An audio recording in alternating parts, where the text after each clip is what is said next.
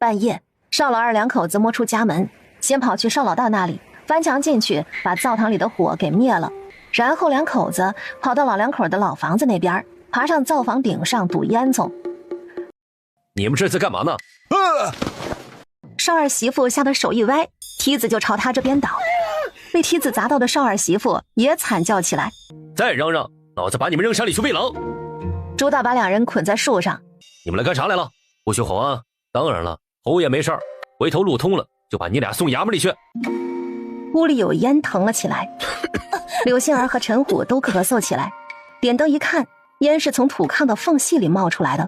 现在没地方找泥，柳杏儿就把剩下的白粥拿来搅和成浓稠的米汤汁儿，用它来糊炕上的那些冒烟的缝隙。烟囱那儿被邵老二那王八犊子给堵了。杨六和朱大在想法子清烟囱，故而堵漏的活只有柳杏儿和顾太医自己上。陈虎躺在炕上，能动的手帮柳杏儿抠他能够得着的缝隙，抠着抠着，陈虎竟然徒手抠掉一大块。两人凑过去看，哟呵，这土砖下面竟然是铁。于是柳杏儿干脆拿来陈虎的刀去撬，竟让他撬出来一个铁盒子。你去让朱大给我找根铁丝来。柳杏儿拿着洗过的铁丝进屋，递给陈虎。陈虎躺在床上，眼睛不好盯锁头，他完全是单手估摸着操作，结果还是2下就把锁头给打开了。我都有点怀疑你是不是锁匠了。哼，我谢谢你没怀疑我是梁上君子。柳杏儿打开铁盒，发现里面是几个竹简。柳杏儿打开一看，每一片竹片上都写着，例如大晋嘉定某年某月某日，孝敬某官员多少银子，多少黄金，红珊瑚1对，玛瑙多少，珍珠多少。这是账本啊。陈虎的神色变得十分复杂起来。让他们在这屋里搭一张简易的床，然后把这张炕全给拆了，账本收好。几个人把陈虎抬到刚搭好的简易床铺上，陈虎就喊他们把炕全拆了。结果拆出来的炕把所有人都惊呆了，里头有好些铁箱子整整齐齐地排在两边。那我的炕拆不拆啊？这边拆了，你那边也没法子用了，拆吧。然后顾太医那边的炕也拆了不少铁箱子出来，陈虎让人将铁箱子全搬到他的房间，然后给顾太医在堂屋把床铺搭好，然后让杨六用铁丝把所有的锁头全捅开，就让他们都出去了。柳杏儿把锁头全部都打开，好几个箱子装的都是竹简，剩下的箱子装的全是金锭子。今晚的事儿谁也不许透出去，但凡走漏一点风声，所有人都会招来杀身之祸。事儿我们担了。大人，他们夫妻怎么处置？邵大两口子冻死在床上，村长带人去看，灶堂的火是被扒拉出来的，窗户纸也全部都被捅烂了。村长让人去找邵老二两口子，结果还是邵宝根去上茅房的时候，发现他爹娘都死在茅坑里。这两口子穿得周周正正的死在自家茅坑，用脚丫子想都不可能是去上茅房。邵大两口子是邵老二两口子给害死的。哎呦，报应啊！他们要不是想着半夜去作孽，咋会回来就掉茅坑啊？可不咋的，老天爷都看不顺眼。不过是自己的亲大哥没有昧着良心帮他们说话，这两口子就要把人给害死，简直可恶。消息传到柳杏儿耳朵里，柳杏儿连忙带着顾太医去看邵大夫妻。还没有断气呢，只是气息和脉象太弱了。可是都这样了，也是救不回来了。未必。柳爷，你马上让人烧炕，把窗户糊起来，这个屋里啊点2个炭盆。1个时辰之后，顾太医满头大汗的出来对大家说：人救过来了。村长，您找2个人来照顾他们吧，这个钱我来出。说完他就拿了10两银子出来。这个钱是给村里的，我们来村里住也给你们添了麻烦，您看照顾梁老的工钱要多少，回头梁老好了到我这里拿。哎呦，多谢刘爷呀。村长当即点了2个靠谱的婆子来照顾着邵大两口子。柳杏儿问陈虎账本怎么处理，陈虎说这个账本对他来说有大用，比这些黄金值钱1000万倍。于是柳杏儿在照顾陈虎之余，就每天看账本，硬是把这些账本给背了下来。春暖花开，冬雪融化，柳杏儿拿钱出来让村长组织人手去把路给挪开。不管如何，我还是感谢他们能二话不说把院子借给我们住，不然我们多头的伤那么严重，总是挪动对他的身体不好。眼下我们也快走了，就想着把他们现在住的房子给他们买下来，然后再帮他们买20-30亩地，往后他们把田地垫出去也能有个嚼用。我们在村里养伤的时候，村里人对我们也很和善，故而我想着给村里留200两银子，您找个房子，请个夫子，开个学堂，给村里的娃娃们启蒙。200两不多，但也够村子开10年的私塾了。村长一听，顿时大喜过望，他连连替村里的娃娃们向柳杏儿道谢，他们村子真的是遇到好人了。都头是进山剿匪受伤的，那些都是悍匪。我们走了之后，不管谁来打听，你们都不能说出我们的事儿，就说山村被雪封了，没有外人来，免得招来无妄之灾。放心，我会跟大家通气儿，管束好大家的。他单独给了村长50两银子。这事儿您费心了，这钱您安心拿着。对了，我们住的那房子以前是谁住的？他家是没人了，还是举家搬出去了？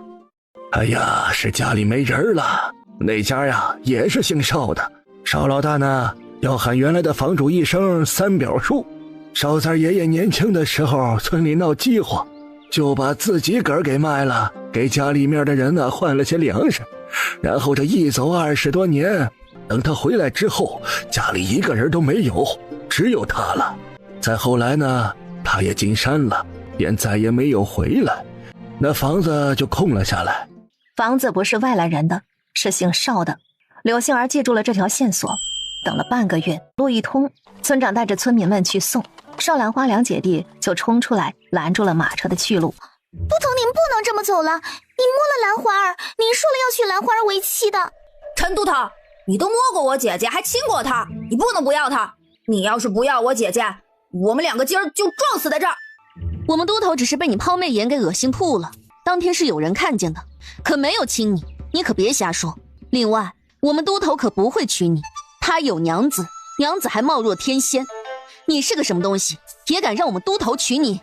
车里的陈虎听了这话，浑身的毛孔都是舒畅的，那叫一个得意。众人哈哈大笑，都纷纷帮着陈虎他们说话，给邵兰花和邵宝根气得不行。邵兰花就开始寻死觅活，撒泼打滚。不过你若是愿意当妾，都头不行，我倒是可以考虑的，你乐意不乐意？咋的了？我都没纳妾，媳妇儿要纳妾，这成何体统啊？乐意。你可想好了？想好了就跟着走吧。2人生怕被甩下，麻溜地爬上了马车。你怎么带上他们了？留下来做什么？村里人为了自身安全，肯定不会说我们来过。可是这2个人不一定，万一真有人找来，这2人是必定要卖我们的。早知道就不暴露身份好了。没啥大不了的，那个邵三爷估摸着在外头是隐姓埋名的，不然也不可能带走这么重要的东西，还那么多年没人找来老家。不过你做得对，小心总是没错的。家有贤内助，我这辈子稳了。哼，油嘴滑舌，全是真心话。不信你摸摸我的心，看是不是扑通扑通的在跳。他养了这么久，已经可以让人搀扶着走了。柳杏儿嗲他一眼，这2个人你别管了，我来安排。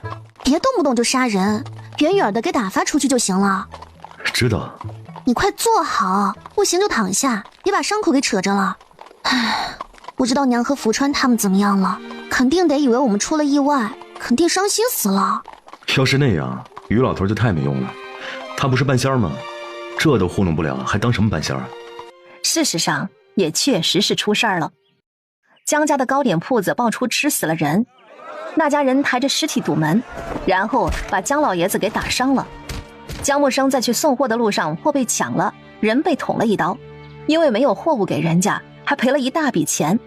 江水生去柳杏儿的庄子时，马忽然惊了，拉着车狂跑，把江水生甩了出来，人摔成了重伤。几个孩子去私塾的时候，被路边冲出来的狗给咬了。江家一家子人受伤，但还是被抓进了监狱。江水生的媳妇雇车去定陶县，想找人帮忙，半路就被拦路抢劫了，人也给绑了。当初我就来让叔你们去避避风头，可你们现在事已至此，多说无益，不然你们妥协吧，把房子给出来，说不定这事儿还有转机。房子我是绝对不会给江茂点的。老三呐，你帮我跑一趟定陶县，去找定陶县的捕头，再帮我找个郎中，把我们家老大救过来，这房子我就给你。江老三心中狂喜，这是族长家定得太死了，我爹都是想了好多法子我才能来的。城外啊都有人盯着，我不一定能出得了城。你不答应就走吧，我当你没来过。疯子，我们全家人带棺材里去。你老可千万别想不开啊！我先想法子给水生大哥请大夫，只是县城我肯定出不去。行，谁把水生治好了，谁把我们一家子弄出去，我把房子和田地给谁。明天傍晚就能进武安县城，到时候先去老爷家一趟，他们担心太久了，好叫他们安心。我也是这么想的。姥姥不知道哭成啥样了，咱们耽误的时间太长了，早点睡，明儿早点起来好赶路。好，睡觉。柳杏儿把她的大手扯到肚子上，给我捂捂肚子，肚子凉。她的手掌宽阔，捂在肚子上暖乎乎的，十分舒服。柳杏儿很快就睡着了。大人，不好了，钟家被灭门了。钟家？哪个钟家？是状告江家的鸡蛋糕吃死了他们家老爷子的钟家，不过也不是死绝了，他家老幺不见了。这种灭门案要影响他政绩的。查。是。很快钟老幺的事儿就被查清楚了。他这几天都在赌钱，头天晚上输光了，放话说回去取银子，但他一去不回。县令亲自去现场看，钱全部被翻走了，于是这个案子就破了。钟老幺赌红了眼，回家要钱，家里人不给，他就把家里人全给杀了，偷了钱跑了。钟家人全部死光，江家的案子也就再无转折。县令派人去给江茂典说，让他要干啥赶紧，江家的案子这几天就要定了。现在只有族里可以帮你们，只要你们把方子交出来，族里倾尽全力也会把你男人和你儿子救出来。一旦县令大人把公文送去刑部，就没有机会翻盘了。我知道了，我会考虑考虑的。你这个女人怎么这么拎不清？再考虑你男人和儿子的命就没了。他们是明天就要杀头，还是后天就要杀头？我一个妇道人家能做什么主？少不得想法子进去问问老头子的意思。要是你家老头子不同意呢，你就看着他去死。那我就自个儿做决定。可咋地我也得先问问他是不是。可惜呀，不让探监。走，我带你去。我这张老脸还是有点用的。我只有一个要求，把我大儿媳妇找来，她回来了，我给方子，说再能把我们给捞出去，我就把家产全给你。行，我这就花钱请人疏通关系去找他去。也罢，你跟江老头说，人是江茂典绑的，但族里的人都知道你瞒着江茂典找别的族老，但族老们要求一手交人，一手交方子。这可咋整啊？娘，就算是斩监侯也要秋后才问斩，这才春天呢。眼前要紧的呀，是把大嫂给救出来。你可以给江茂典一个假方子把他打发走，真的方子用来救大嫂。这次的事儿啊，就是江家山在搞鬼，他们谁跟你说啥呀，你都不要信。一会儿江七太爷家的江老三要来，我估摸着他们肯定要提一手交方子一手交人的事儿。你让老二媳妇啊再跑一趟赌坊，问赌坊借点人手。江老太太一一记下，出去之后他就照着老头子的意思给了江茂典一个假方子。你可要说话算话，尽快把我家老头子给捞出来呀！行，我知道了。柳杏儿和陈虎进城，没有直接去江家，而是去客栈先休整一下，却听到一个让他十分震怒的消息：卖鸡蛋糕的老江家，鸡蛋糕吃死了人，恐怕要判斩监后。朱大、杨六，你们带着娘子去老爷家一趟，把耳目避开。谁呀？姥姥，是我，杏儿，快开门，有盯梢的，您别声张。杏儿啊！满头银丝的江老太太一把抱住柳杏儿。你咋样了？没事吧？陈虎呢？陈虎有没有事儿啊？我没事儿，陈虎受伤了，不过有顾太医在，他也没事儿，快好起来了。柳杏儿问他这到底是咋回事儿？是江家山呐，张家山那些黑心的，可不知打的是疯子的主意。他们还想把我们一家子都搞得活不下去，他们好发绝户财。五头牛也全都是受伤躺在床上，他们是想让我们老姜家断子绝孙呐。我二舅母呢？在伺候那几头牛，明儿要去救你大舅母。柳杏儿差点没被气死。姥姥您放心，我回来了，老姜家谁都不会有事儿。回到客栈之后，柳杏儿就把姜老太太跟她说的全告诉了陈虎。陈虎让杨六立即回定陶县，悄悄把人手调派过来。莫怕，一切有我。我已经找人当街斗殴伤人，混进牢房了。你和朱大去牢房，给点银子贿赂狱卒，说你是丁寻的姐姐，去看看他。老爷，二舅，我活着回来了。我就说我们杏儿不会有事儿，回来就好，回来就好。老爷好着的，一点事儿没有啊。倒是你咋样啊？陈虎咋样啊？他没事吧？没事，老爷，我们都没事。从现在开始，别怂，啥也别顾虑，不是你们干的，就是不认罪。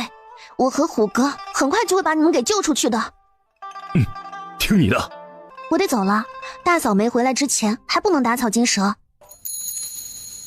陈虎不知从哪儿搞了个轮椅，在一楼大厅坐着等柳杏儿。买了个宅子，我们去宅子里住，钱给了牙行，契约也签好了。我跟牙行说好了，过几日等我身子过好些的时候，再去衙门盖官印。洗漱过后躺上床，柳杏儿睡不着。陈虎捏了捏她的手，这些事儿不用你费心。于半仙让陈虎派人悄悄接过来了。这会儿两个老头正关在屋里加班做迷药呢。我知道你想要什么，你放心，我会让你满意的。睡吧，乖，明天你还带人去救你大舅母。柳杏儿原以为自己会睡不着，可在陈虎含糊不清的低沉哼哼声中，她还是很快就睡着了。蒋有田，你给脸不要脸！你家臭婆娘竟然敢用假方子骗老子！尝过烙铁的滋味没有？今儿个也让你们好好尝尝。说着，他手里的烙铁就要往下摁，然而关上牢房门的狱卒却突然出手打晕了这两父子。姜老太爷，姜二老爷，我们是都头的人，都头让我们来救你们出去。这里有热水，你们赶紧洗洗，然后把衣裳脱了，换上他们两个的衣裳。他们醒了就会发现我们被调包了，到时候我们会不会成为逃犯呢？不会，都头有安排。这两人醒来只会以为人是姜茂典父子俩打的，他们只是在旁边打了个盹儿。都头给的迷药会让他们脑子迷糊。二嫂子，族长要先看到方子，且要试试方子是不是真的才会放人。我怎么知道你是不是骗我的？一手教人，一手教方子，我男人还在牢房里，我宁愿你们换给我的是我男人，而不是我大丧。贵氏越说越激动，转身就要走。二嫂子，你先别走啊，我这就去找他们，先把人弄过来。过了一会儿，两个健硕的婆子把憔悴无比的顾氏搀扶下来。大嫂，你怎么样了？大哥已经接回家了，大夫给看过了，他挺好的，孩子们也好起来了。方子呢？这是真的方子，我们说的做到了。接下来轮到你们不得好死了。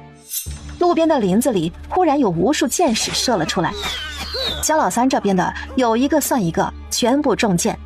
同时林子里冲出来一群人，迅速将这帮人堵嘴捆了扛走。贵氏顾氏妯娌两个被突如其来的变故给吓到了。大舅母二舅母，你们先回去，这件事不用再管了。别怕，我和虎哥回来了。你把你知道的事情全部写出来，还有你手里的姜家族长的把柄全部交代出来，不然……刘杏儿手里的刀晃了晃，在他面前比划，姜老三直接吓尿了。这也太不经吓唬了。快过来，脏！匕首可不是那么好玩的，小心别伤到自己。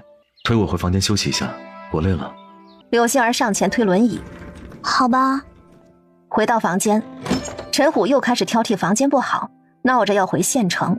回到县城之后，陈虎没让回去，而是带着柳杏儿在城里一顿买，疯狂购物。有没有高兴点儿？要是还不高兴，咱们再出去买。别瞎买了，好多东西买了又用不上，不要浪费钱。可我想你开心啊。柳杏儿闻言鼻头一酸，这个男人真是，气人的时候是真气人，可暖心的时候又特别暖心。都头，小的已经把老太和二舅老爷给救出来了，人安置在客房。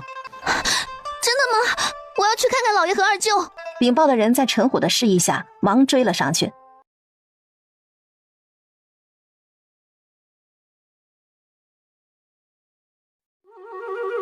你自尽，我让我爹救你的爹和哥哥，怎么样？在武安县县令的公文送到刑部之前还有机会。焦氏只觉得脊背很冷，眼前的小姑娘明明笑得很好看，但她却觉得这个人像狰狞的恶鬼。